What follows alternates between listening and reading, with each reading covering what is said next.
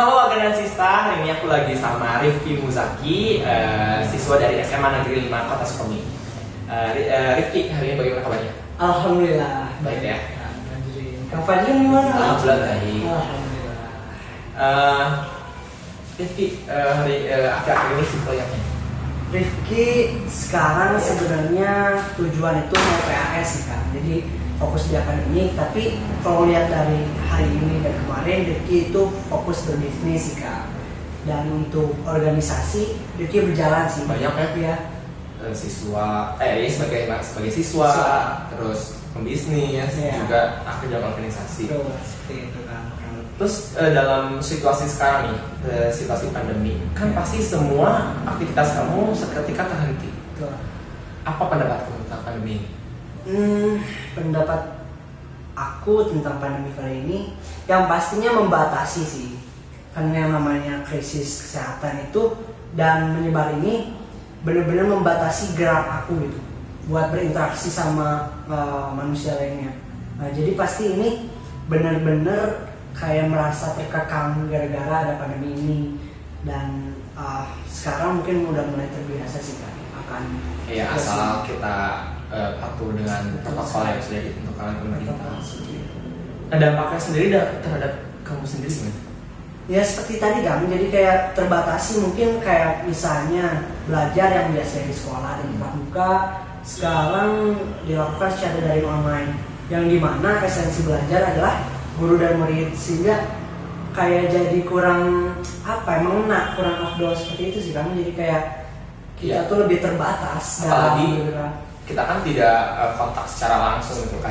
Kita tidak tahu, saya misalkan aku sebagai guru tidak tahu apa yang dilakukan murid di rumah seperti itu. Ya, jadi tidak terkontrol seperti itu. Entah misalkan walaupun sudah melakukan melalui video call, misalkan bisa aja kameranya dimatiin, orangnya tidur, laptopnya nyala, ibunya ngomong sama tembok misalkan.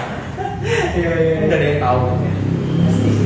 Karena kalau dari itu asal sampai tidak memastikan bahwa muridnya itu mengerjakan atau tidak, seperti itu kan.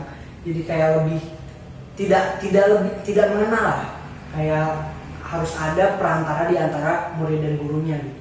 Jadi harus ada perantara di antara perantara. Iya, seperti itu sih kan, jadi double.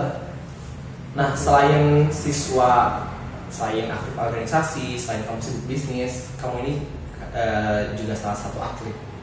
Atlet apa? Atlet bulu tangkis. Namun sebenarnya Rifki itu berpassion ataupun menyukai futsal ataupun bola. Tapi kenapa kamu milih bulu tangkis sedangkan passion kamu di futsal? Ya. Jadi ceritanya seperti ini kan. Aku main futsal itu dari SD, dan bisa dibilang baiklah dalam bermain.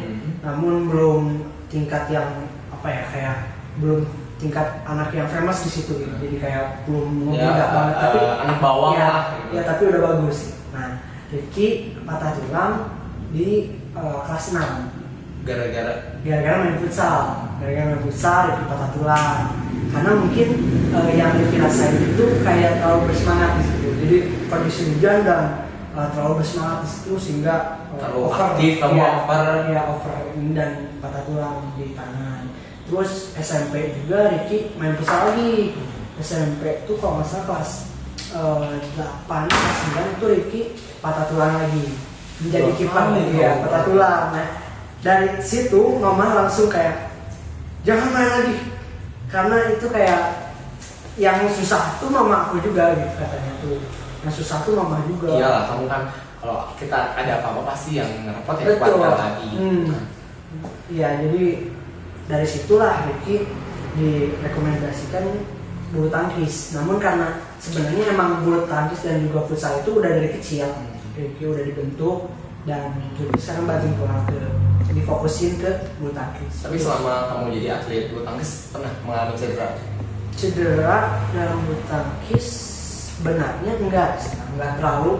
Maksudnya cedera itu pasti ada untuk seorang atlet, tapi karena sistem bulu tangkis itu nggak adu badan, nggak adu body, jadi kayak ada jaraknya. Iya, ada jaraknya gitu. Nah dari situ nggak terlalu fatal gitu, karena kayak palingnya kesalahan-kesalahan kita kayak Serayo lah, kayak raket patah, pernah raket patah retak sih paling kita. Kok nyangkut gitu kan, kadang suka kesel kalau nyangkut. Paling yang gitu doang sih. Selama menjadi atlet nih, prestasi apa aja yang udah kamu berhasil raih?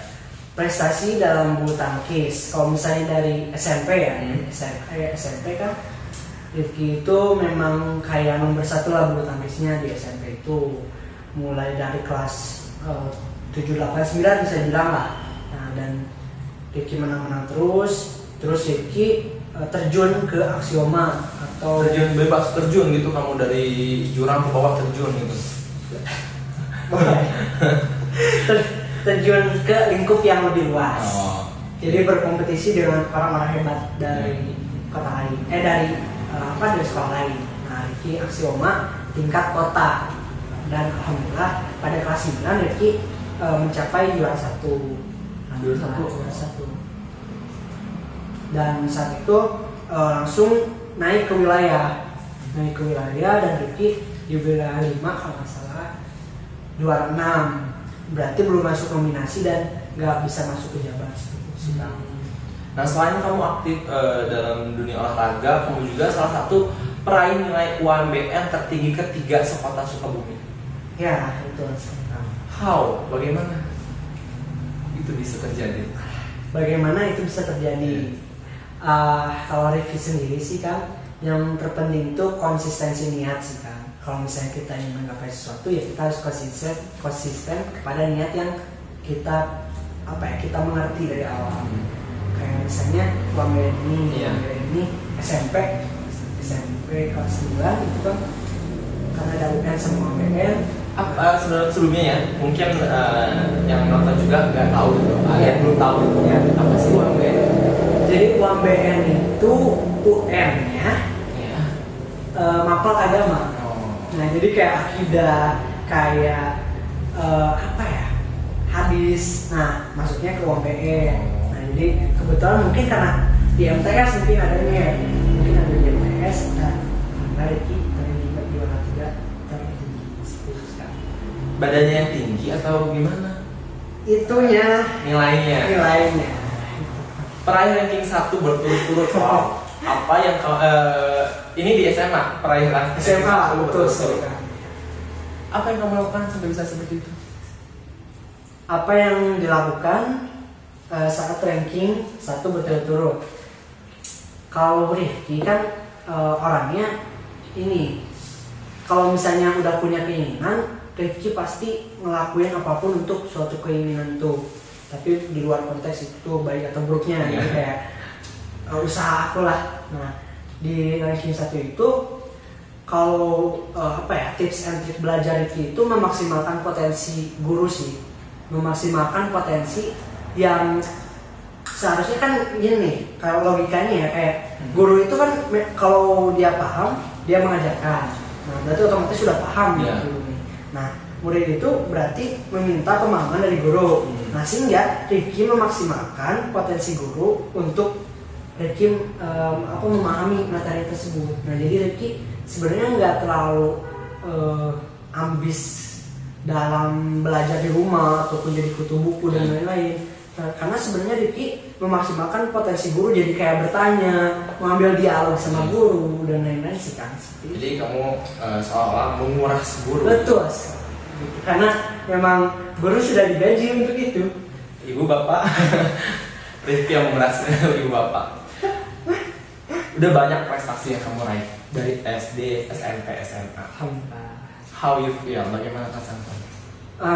Perasaan Rifki mungkin kalau misalnya dilihat dari dari latar belakang, bahwa Rifki itu emang orangnya kalau belum jadi bakal terus ngebet. Kayak bisul. Belum jadi selalu ngebet. Bener kan? Bisul kalau belum jadi ngebet terus. Nanti kalau udah pecah, udah jadi, belum pernah bisulan. Apa dia belum pernah? Kata orang. Gimana rasanya bisul? Udah nggak usah. Lanjut. Oke. Nah, tadi itu sampai sampai ini ya, mempertahankan yang kamu rasa? Oh yang aku rasain. Menjadi Yang aku sesuai rasain dalam menjadi siswa yang berprestasi adalah ya Rifki pastinya ada kepuasan tersendiri sih. Pastinya ada kepuasan tersendiri, tapi tidak membuat Rifki merasa lebih baik dari mereka. Maksudnya Rifki mungkin memang pantas akan suatu label itu kayak prestasi dan lain-lain. Namun Rifki tidak merasa lebih tinggi dari teman Rifki, lebih tinggi daripada kompetitor Rifki dan lain-lain sih kan. Yang Rifki rasain itu kayak puas dalam menggapai sesuatu sih, itu aja sih.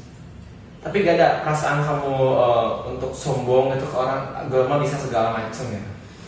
Ada rasa kayak gitu? Rasa ada. sombong kayak pastilah. Kalau misalnya kita menggapai sesuatu itu pasti kayak kita mau diakui oleh orang-orang. Pasti lah. Kita pasti mau diakui orang-orang. Tapi Rifki itu masuknya nggak ke situ sih. Maksudnya kayak Rifki itu mau orang-orang tahu, tapi dengan caranya dia nyari tahu. Bukan Rifki yang ngasih tahu dan sombong diri. Kamu maunya orang yang nyari tahu tentang diri kamu. Orang juga nanya balik siapa lu gitu. Mau jawab apa ya? Ya, aku adalah aku. Aku adalah orang siapa yang sehingga orang mau mencari lu? Ya, jadi gini, kayak setiap orang itu bisa belajar dari semua orang. Iya. Ya. Nah, kalau misalnya orang mau mengambil sesuatu dari aku, ya itu berarti dia belajar dari aku. Mau mengambil sesuatu dari lu, berarti gue boleh ngambil ginjal, boleh mengambil organ lain itu boleh. Mau ngambil harta juga boleh gitu. Sakit mah. Ambil ilmu. Iya, ilmu gitu. Jadi bisa diterapkan juga di diri dia gitu. Karena Rifki ini gak pelit ilmu sih. Ini pun datang untuk membagikan ilmu gitu. Belum ada yang gue dapat.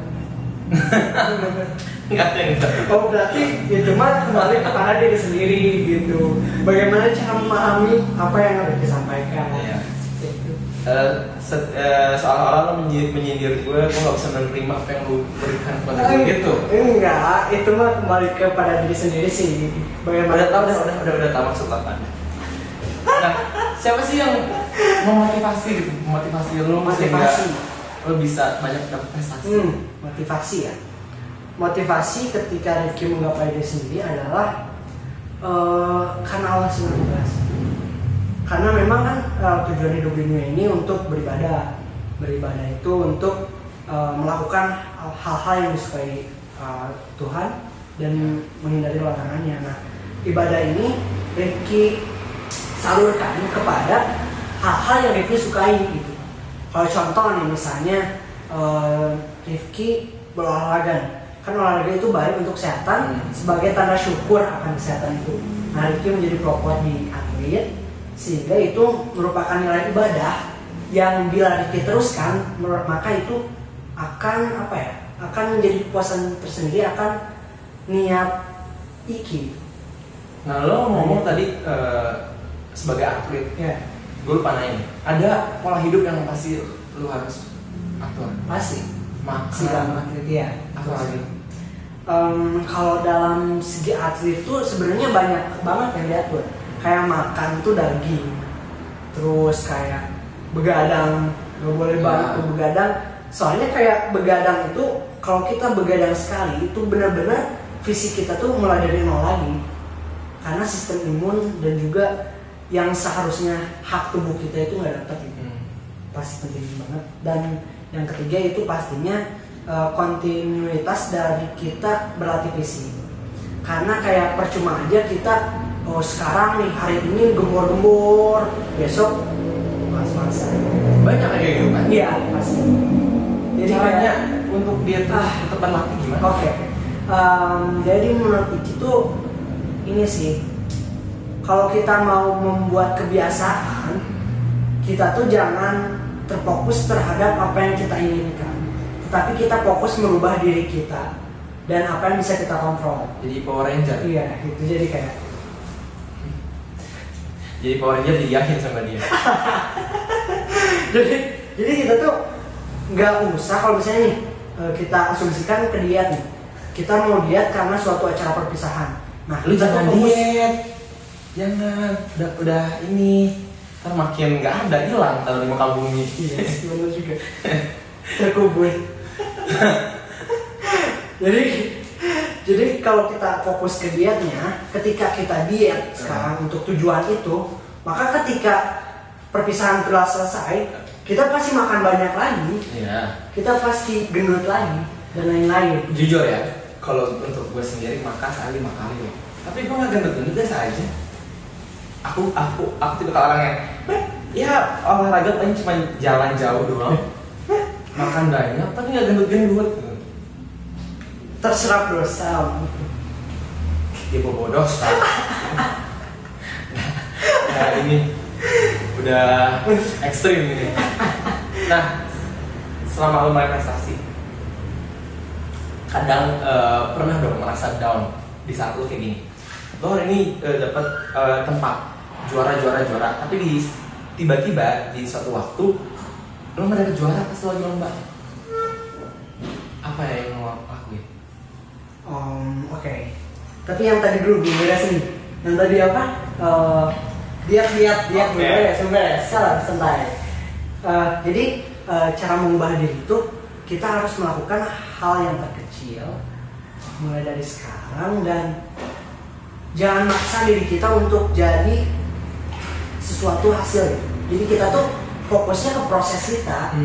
Jadi kita kalau misalnya mau diet ya, kita kurangin makanan yang berkalori dan lain-lain. Susah banget. Nah itu tuh nggak harus hilangin dan menyiksa batin sendiri, nggak harus. Tapi kita tuh harusnya membiasakan diri untuk menjadi pribadi yang lebih baik. Terus yang tadi ya down. Ya, yang down. Pasti semua juara, semua orang yang dapat label di atas itu pasti pernah merasakan di bawah. Iya. Pasti banget sih. Karena dan itu hal yang wajar gitu. Hal yang wajar. Karena kalau misalnya kita di atas, itu tuh kita harus tahu dulu hal yang di bawah. Apalagi kalau pernah nggak sih lo ngerasain kayak gini, lo punya strategi, punya taktik pas dulu lagi mau lomba, terus tiba-tiba kan kita nggak tahu lawan kita siapa, bagaimana lawan kita nggak tahu. Pas kita datang ke tempat lomba, terus tiba-tiba lawan kita gede, wah pokoknya gitu ya, lebih dari kita. Kayak aduh udah salah duluan gitu. Gimana ngatasin itu? Oke. Apakah lu pulang atau berdiam diri di situ? Nangis sama apa yang anda lakukan? Gini, dalam suatu kompetisi, Rifki itu membiasakan untuk fokus apa yang bisa kita kontrol. Karena kan beda. Jangan jorok ngomongnya. Jangan jorok. Kontrol, oke. Nah, jadi apa yang bisa kontrol. Nah, jadi fokus terhadap apa yang bisa kita kontrol. Oke. Nah, jadi kayak kita jangan peduli ya, apapun yang menjadi kompetitor kita. Kayak kita sebenarnya nih, kita kan sama-sama panjang nih misalnya. Apanya panjang tuh? Dari kemarin gitu, kayaknya bahasanya seperti itu terus. Ya. Jadi maksud aku skillnya yang besar, sama-sama besar. Panjang, besar, apalagi kenyal. Daging ayam mungkin bisa, jelly mungkin bisa. Iya, betul memang. Jangan terlalu jauh, kita bahas lagi. Oke. Nah, kamu kan sibuk berorganisasi, sibuk sebagai siswa, sibuk sebagai atlet. Bagaimana cara kamu mengatur waktu? Kalau Rifki sendiri sih kan, Rifki itu punya kerangka untuk Rifki mana yang diduluin gitu saat dilakukan. Yaitu yang ada 4 kriteria Rifki, yaitu pertama penting mendesak. Penting mendesak. Oke. Contohnya ini, soalnya kalau ibu kecelakaan kayak amit ya. Iya, amitnya penting mendesak. Ya. Yang dimana kalau kita nggak ambil bakal nggak bisa lagi gitu. Oke. Terus penting mendesak penting tapi tidak mendesak. Penting tapi tidak mendesak. Ya. Contohnya tugas yang masih lama deadline-nya. Oke. Itu penting ya. tapi nggak mendesak. Sekarang umur berapa? Umur 16 tahun. kemarin Agustus. 16 tahun lah ya, kita hitung 16 tahun kalau udah ada di dunia ini kan.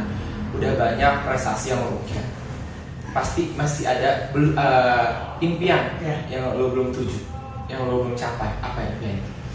Kalau impian secara garis besar sih, Rifki mau bangsa ini atau negara ini jadi negara yang superpower sih. Itu sih impian Rifki terhadap yang paling tinggi di hidup Rifki. Superpower jadi gimana? Jadi superpower tuh kayak mengendalikan negara lain ataupun kita kayak bangsa yang berdiri sendiri lah. Maksudnya berdiri sendiri dan potensinya berkembang di dalam. Tapi kalau misalnya itu nggak bisa, apa ya? Kita kan yang namanya manusia gitu, hidup ya saling membutuhkan, saling tolong menolong. Kalau lo mau berdiri sendiri, apa-apa mau sendiri tertutup gitu, kayak ya mungkin tidak mungkin. Kalau maksudnya tuh jadi kita di negara tuh punya produk sendiri, negara yang misalnya kayak punya Google sendiri, negara yang punya punya WA sendiri dan lain-lain. Pandangan Ricky ya, kalau misalnya kita misalnya punya WA Indonesia, nah WA luar itu nggak boleh masuk ke Indonesia sebelum WA Indonesia itu dipakai oleh 80% orang Indonesia. Nah baru yang lain bisa masuk. Menurut Ricky gitu sih, karena jadi kita mencetak budaya baru. Tapi itu sangat sangat sangat susah kontroversi juga. Yang terakhir, pesan untuk teman-teman seusia kamu di luar sana. Pesan dari kita sendiri sih ini sih, lakukan apa yang kamu sukai, lakukan apa yang kamu cintai, tapi jangan lupa akan tujuan akhir kamu. Dan maksudnya kayak tujuan akhir ibadah dan lain-lain. Dan jangan mematahkan norma dan nilai yang berlaku sih. Jadi gitu, jadi kayak kamu boleh beribadah, kan ibadah itu konteks luas ya. Kayak misalnya berbuat baik aja ibadah. Nah, kamu boleh melakukan ibadah bagaimanapun caranya, tapi jangan lupa bahwa tujuan kamu itu ibadah. Dan jangan sampai ada hak orang lain yang tersambat sama kegiatan-kegiatan kamu itu sih. Jadi itu guys, pesan dari Rifki untuk kalian semua. Dan sekarang kita akan masuk ke sesi beritahu rahasia Anda. Siap ya? Nah, pertama-tama aku mau nanya, kamu milih di atas atau di bawah? Di atas atau di bawah? Ya. Atas bawah. Bawah. Oke, bawah. Berarti artinya kamu orang yang tidak bisa goyang. Kurang. Iya sih, jadi lebih santai lah. Oke, langsung aja ya. Yang pertama adalah sebentar. Hobi kamu adalah? Hobi aku bulu tangkis. Bulu tangkis. Selain bulu tangkis, interaksi sosial. Dan politik pemerintahan. Kalau interaksi sosial kayak suka yang kayak ini nggak, kayak volunteer gitu-gitu, kayak kerja, kayak ngebantu orang yang kena bencana. Aku juga pengen tuh ikut-ikut yang kayak gitu, tapi kan sekarang keadaan ya lagi seperti ini, jadi susah. Dan interaksi sosial itu ada ini juga Pak, organisasi. Iya. Makanya nggak bisa semena-mena kamu bantuin gitu kan. Oke. Makanan favorit? Makanan favorit kangkung. Selanjutnya adalah film favorit. Film favorit. Yes. Film favorit. Aduh, ada film favorit yang benar-benar ubah deh. Oh. Barat Indonesia atau Barat. Aduh. Filmnya tentang apa? Perang atau nggak tahu, pokoknya dari film itu tuh Ricky ngubah mindset gitu. Aduh, lupa. Sementara ini mah Titanic. Oke, Titanic. Titanic berhubungan dengan romantis.